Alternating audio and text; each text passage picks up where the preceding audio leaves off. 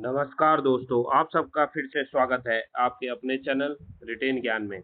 आप सब अच्छे होंगे, सब बढ़िया होंगे, सब बढ़िया से मेहनत कर रहे होंगे। वीडियो स्टार्ट करने से पहले मैं आपको बता दूं कि हमने उत्तराखंड सीरीज को स्टार्ट किया है। इसमें हम उत्तराखंड जनरल नॉलेज व जनरल स्टडीज के इम्पोर्टेंट टॉपिक्स को कवर करने जा रहे हैं। यह हमारी 5th वीडियो रहने वाली है उत्तराखंड सीरीज की। आज का जो हमारा टॉपिक है यह है उत्तराखंड का प्राचीन इतिहास, प्रागैतिहासिक काल।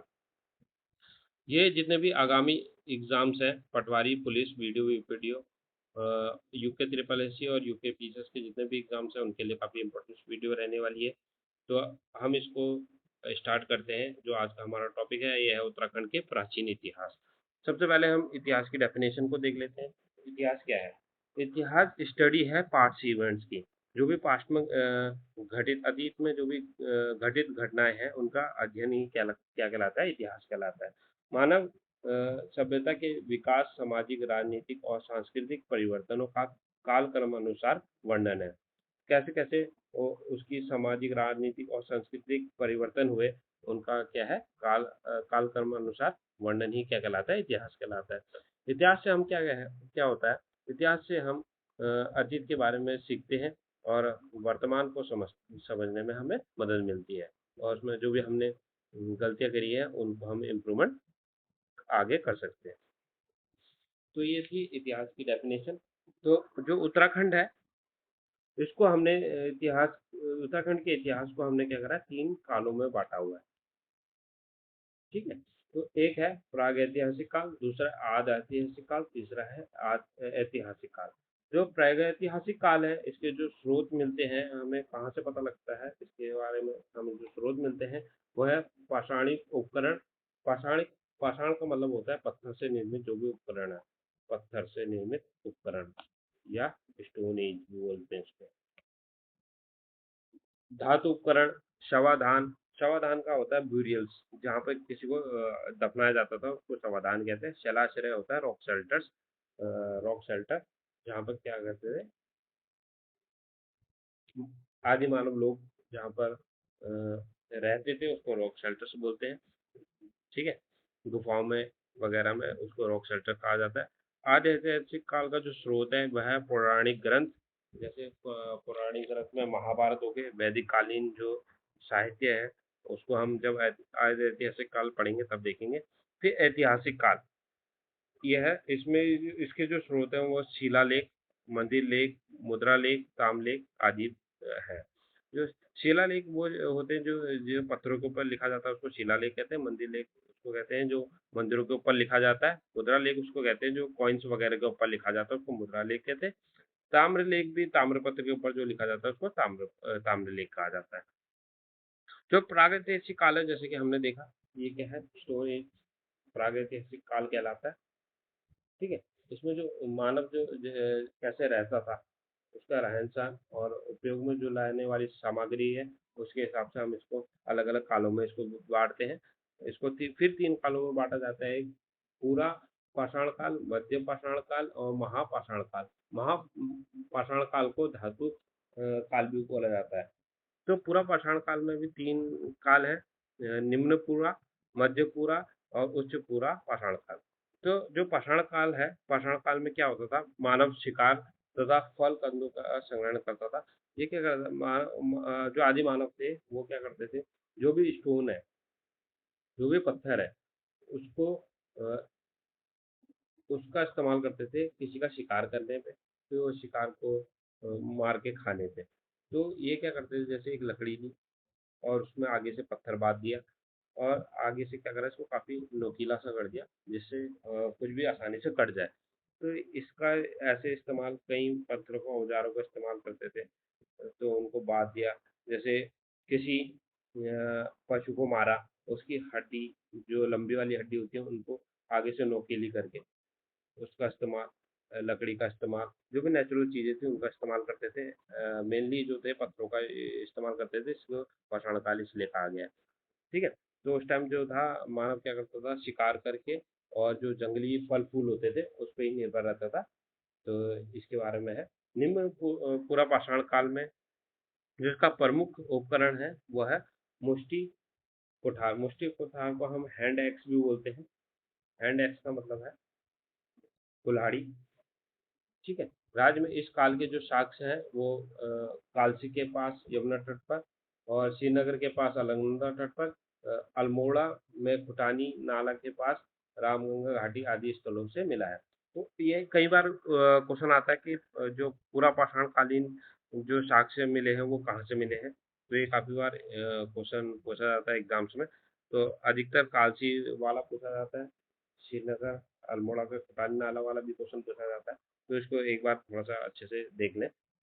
मध्य पूर्व पाषाण काल के जो प्रमुख उपकरण हैं, वह शल्कोस खुरचनिया। राज्य में इस काल के कुछ साक्ष्य श्रीनगर के निकट मिले हुए हैं। और जो पूरा पाषाण काल के जो हैं, ये है चमकदार फलक। फलक भी क्या होते थे, पत्थरों से निर्मित होते थे। इनको क्या करा जाता था, काफ़ी घिस के पतला-पतला बनाया जाता था, जो आसानी से यूज़ हो जाते थे किसी का शिकार करने के लिए। इस काल में उपकरण राज्य में अभी तक नहीं मिले हैं। ठीक है। मध्य पाषाण काल शुरू हुआ।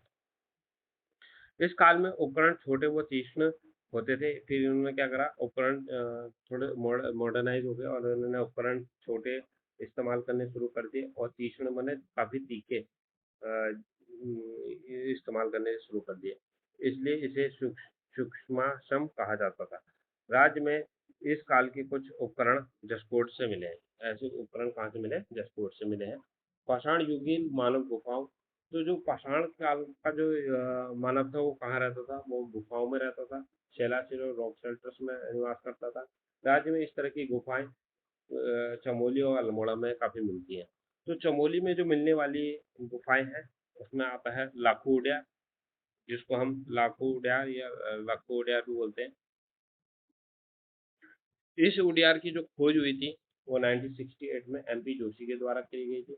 अल्मोड़ा शहर से 15 किलोमीटर की दूरी पर श्योल नदी के तट पर। ये काफी बार एग्जाम में क्वेश्चन पूछा जाता है कि कौन सी नदी के तट पर, श्योल नदी के तट पर लाखों उडियार से की खोज करी गई।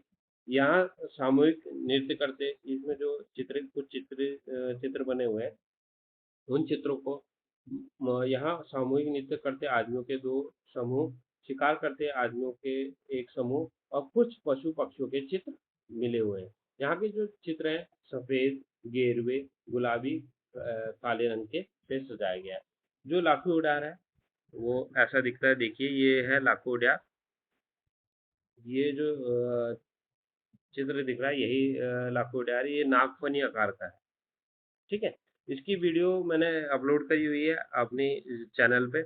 यहाँ मैं गया हुआ था तो मैंने इसकी वीडियो बनाई हुई है और इसके बारे में थोड़ा इस डिटेल में बताया गया है इस वीडियो में। ये एक शॉर्ट्स बनाया हुआ है। हमारे चैनल पे जाके, रिटेन ज्ञान चैनल में जाके शॉर्ट्स वाले में सबसे पहली वीडियो जो थी ये अल्मोड़ा लाखों डियार का बनाया गया है। जो ये इसमें थंबनेल लगा हुआ है यही इसका थंबनेल है। इसको प्लीज़ जाके चेक करें और जो भी लोग यहाँ पे नहीं गए हैं वो प्लीज़ इसको देखें। इससे काफ़ी आपको समझ में आएगा कि कैसे उस टाइम पे उडियार होते थे, उत्तराखंड में कैसी गुफाएं होती थी। तो अब अगला है हमारा लोथाप। लेथाप अल्मोड़ा जिले में लाल रंग के चित्र यहाँ से कैसे चित्र मिले हैं हमें? रेड रंग के मिले हैं। जो तीन यहाँ पे क्या है, तीन शिलाश्रय मिले हैं, थ्री रॉक शेल्टर्स मिले हुए हैं। लेथेप का मतलब ही, लोहे का मतलब होता है लाल। ठीक है। तो शैलाश्रय में मानव को शिकार करते हुए हाथ में हाथ डालकर नृत्य करते हुए देखा गया है। तो हाथ में हाथ, ये भी काफी बार एग्जाम्स में आता है कि मानव को शिकार करते हो हाथ में हाथ डाल के नृत्य करते हुए कहाँ देखा गया है? तो ये लैपटॉप में देखा गया है। ठीक है। और पेड़साल व फड़का नौली। अगला है पेड़साल व फड़का नौली।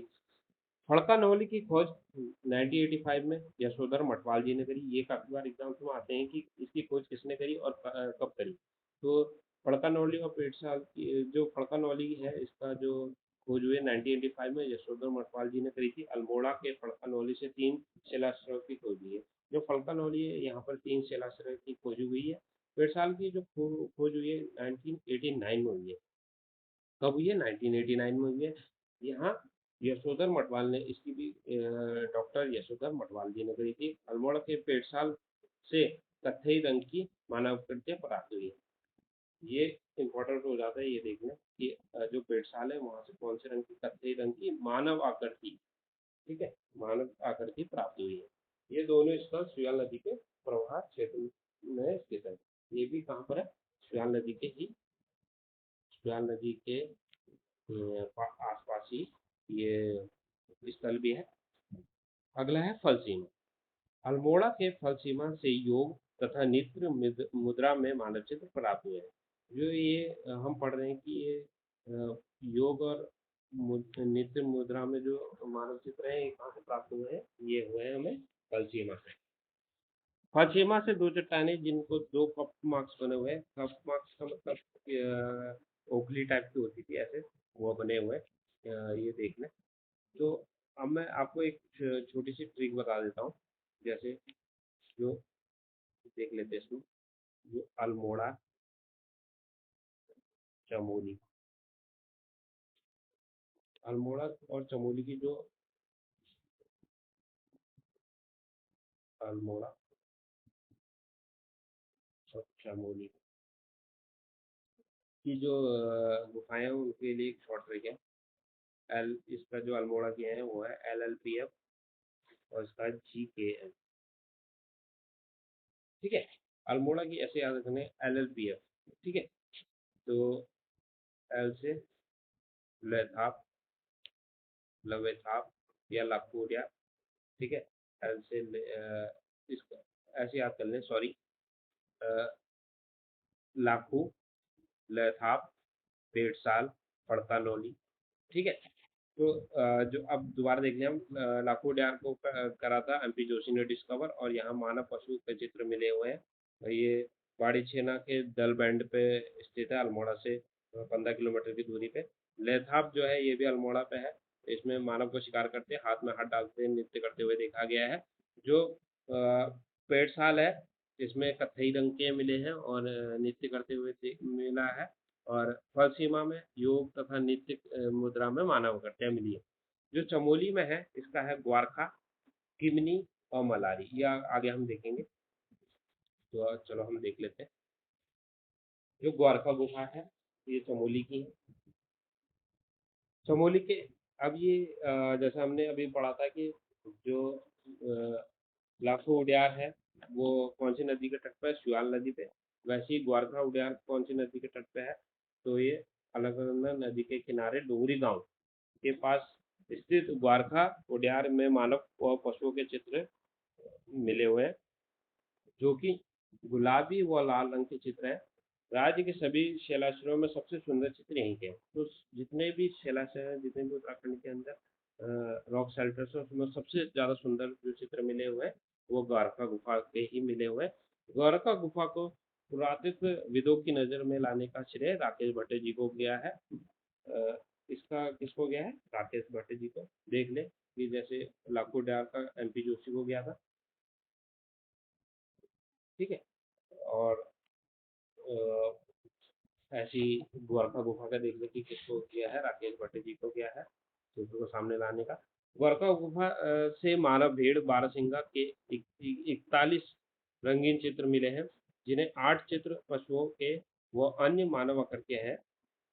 जो द्वारका गुफा के चित्र है उनका विषय है पशुओं को हाका देकर भगाना अथवा घेरना है, और मनुष्य को त्रिशूल आकार में अंकित किया गया है। चिमनी गांव, ठीक है। चिमनी गांव को चमोली के थराली के पास, ये कहाँ पर है? चमोली के थराली के पास पिंडर नदी घाटी में स्थित है।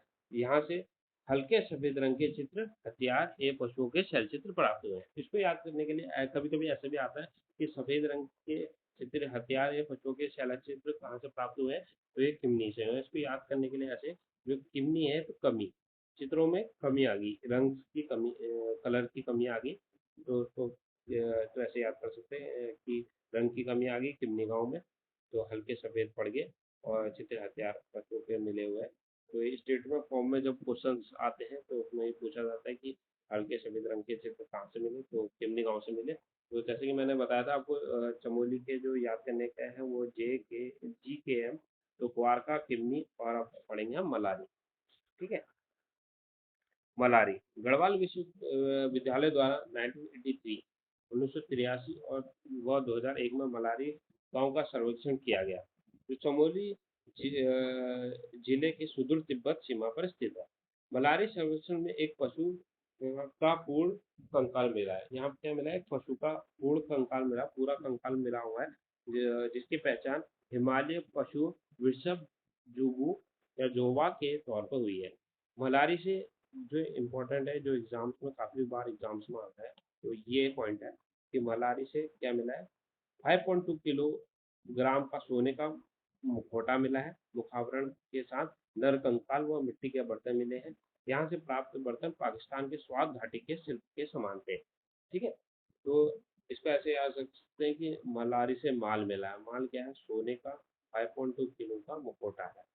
ठीक है, मलारी गांव के काले व धूसर रंग के मृद भांड, ठीक है, बर्तन वगैरह, हत्थे युक्त कुतुब पर बना मोनाल का चित्र मिला है, जिसे आगरा भेजा गया है। शिव प्रसाद डबराल ने, किसने? शिव प्रसाद डबराल ने 1956 में नीति घाटी के मलारी गांव से मंडलाकार सावधान की खोज की, जिन्हें राहुल संकेतदार ने फल जाति के सावधान बताया है। तो यहाँ पे जो सावधान मिले हैं, जो मलारी के सावधान है, यही सबसे इम्पोर्टेंट है उत्तराखंड की हिस्ट्री के अंदर, कि जो उत्तराखंड के जो सावधान अधिकतर मिले हैं, वो कहाँ से मिले हैं? मलारी से मिले हैं। ठीक है, तो मलारी के शवागान पहाड़ी काट कर बनाए गए थे। तो शवागान का मतलब ये होता है ब्यूरियल्स, जिसमें क्या होता है, मानव जो भी मनुष्य था उसको क्या करता था, जब दफनाया जाता था तो ऐसे पत्थरों का ऐसे इकट्ठा करके इसके अंदर बीच में इसको दफना दिया जाता था, और इसके ऊपर एक बड़ा पत्थर रख दिया जाता था। तो इसको क्या कहा गया? शवागान बोला गया है। तो मलारी गांव के शवागान पहाड़ी काट कर बनाए गए थे, और इन शवागानों में शवों के घुटने मोड़कर औंधे मुंह लौटाया गया था, मतलब उल्टे मुंह इनको लौटाया गया था। उत्तराखंड में सर्वाधिक प्राचीन लोह फलक मलारी ग्राम से महापाषाण कालीन सावधान से प्राप्त हुए हैं। जो फलक सबसे ज्यादा कहाँ से मिले? तो वो मिले हैं महापाषाण कालीन सावधान से। तो अब हम थोड़ा सा देख लेते हैं, प्रदेश में महापाषाण कालीन सावधान कहाँ कहाँ मिले? मृद भांड, ओखली, शिष्ट, दिनादम आदि के साक्ष्य नौला ग्राम, पश्चिमी रामगंगा घाटी अल्मोड़ा से, मनिहीर अल्मोड़ा से, नौगांव अल्मोड़ा से, मुनिया के ढाई अल्मोड़ा से, देवीधुरा चंपावत से, गोपेश्वर चमोली से, मलारी चमोली से, पश्चिमी न्यार घाटी पौड़ी से व जसकोट आदि स्थलों से मिले हैं। राज्य में धातुकालीन युग के साक्ष्य, अब कुछ धातुकालीन चीजें भी मिली, जैसे पिथौरागढ़ के बनकोट से आम 8 ताम्र मानव करते हमने, ये इंपॉर्टेंट मार्क कर लो, ये काफी बार एग्जाम में आता है कि पिथौरागढ़ के बनकोट से 8 ताम्र मानव करते मिली है। पिथौरागढ़ जिले के ही नैनी पताल पातल से 5 मानव कृतियाँ मिली हैं। अल्मोड़ा जिले से कुछ मानव कृतियाँ मिली हैं। हरिद्वार जिले के भादराबाद से ताम उपकरण आदि प्राप्त हुए। ऐसे भी एग्जाम्स में आ जाता है कि भादराबाद कहाँ है, इसको मैं 2 कॉलम में लगाओ, तो हरिद्वार या कुछ ऐसी जगह दे देगा। तो यहाँ से भादराबाद से क्या मिला है? ताम उपकरण मिले, ये एक जगह है हरिद्वार के अंदर, भादराबाद। ठीक है, गढ़वाल विश्वविद्यालय के शोधकर्ताओं द्वारा चमोली जिले के मलारी गांव में किए गए कई सर्वेक्षण में कुछ लोह उपकरण, एक विषव कंकाल, शवागान, एक मानव कंकाल व उसके ऊपर स्वर्ण मुखौटा, जो हमने आगे पीछे पढ़ा हुआ था 5.2 केजी वाला, जो हमें माल मिला है, वो कहाँ से मिला है? मलारी से मिला। एक कांसे का कटोरा, 10 मिट्टी के पात्र व कुछ हत्थे युक्त काले चित्र दूसर मित्रभांड प्राप्त हुए। अब हम थोड़ा सा प्रागैतिहासिक काल जो भी हम लोग पढ़ा है उसको एक बार देख लेते हैं, इसकी डेफिनेशन। प्रागैतिहासिक काल का मानव गुफाओं में निवास करता था और इसकी दीवारों को सुंदर सुंदर चित्रों से सजाता था। अपने भोजन की पूर्ति व शिकार व विभिन्न फलों कंदों का संरक्षण करने के लिए क्या करता था? शिकार करता था। वह अन्य उपकरणों की तरह तरह से धारणा धाषाण उपकरणों का उपयोग करता था। धारदार जो धार बना के उन उपकरणों का यूज करता था, और क्या करता था? उनसे शिकार करता था, फिर उसको खा लेता था, और जो फल वगैरह होते थे नेचुरल, उनको खाता था। तो जो ये हमने आज का हमारा टॉपिक यहाँ पर खत्म होता है। Thanks for watching. जय हिंद, जय भारत, जय उत्तराखंड। लाइक करें, सब्सक्राइब करें, और हमारे यूट्यूब चैनल में जो हम हमने उत्तराखंड का इतिहास, उत्तराखंड की हिंदी और उत्तराखंड के यूके ट्रिपल एससी के हिसाब से जो भी हमारा उत्तराखंड के अंदर जितना भी सिलेबस है उसको हम कंप्लीट कर रहे हैं। वीडियोस और हम इसमें करंट अफेयर वगैरह भी डाल रहे हैं। तो वो लाखों यार की वीडियो को देखना ना भूले। Thank you for watching.